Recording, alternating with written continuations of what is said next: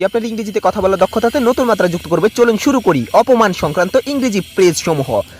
অপমান, ইনসাল্ট, হ্যায় করা, হিউমিলিয়েট, হিউমিলিয়েট, লজ্জিত করা, ডিসগ্রেস,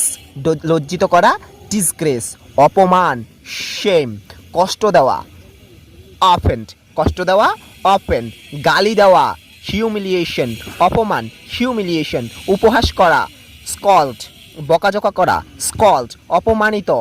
ইনসাল্ট, অভিশাপ দেওয়া, কার্স, ওকে, দোষারোপ করা, ব্লেম, অসম্মান, ডিসরেসপেক্ট, মানহানি করা, মানহানি করা, এটাকে বলা হবে ডিগ্রেড, খোঁচা মারা, টন্ট, টন্ট, সমালোচনা করা, ক্রিটিসাইজ, অভিযুক্ত করা, অ্যাকিউজ, ধমক দেওয়া, রিবিওক, অসম্মান করা, ডিসঅনার, ডিসঅনার, অপমানজনক কাজ, এটাকে বলা হবে অফেন্স, অফেন্স, অবহেলা করা, নেগলেক্ট, লজ্জাজনক, শেমফুল, ব্যঙ্গাত্মক,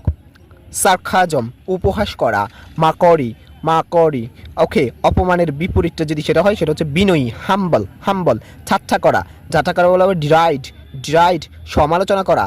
ক্রিটিসিজম মানে ক্রিটিসাইজ, সমালোচনা করা, আর সমালোচনা মানে হচ্ছে ক্রিটিসিজম, অবজ্ঞা, স্কর্ন, অবজ্ঞা, স্কর্ন, তুচ্ছতা, কন্টেম্পট, তুচ্ছতা, কন্টেম্পট, ওকে।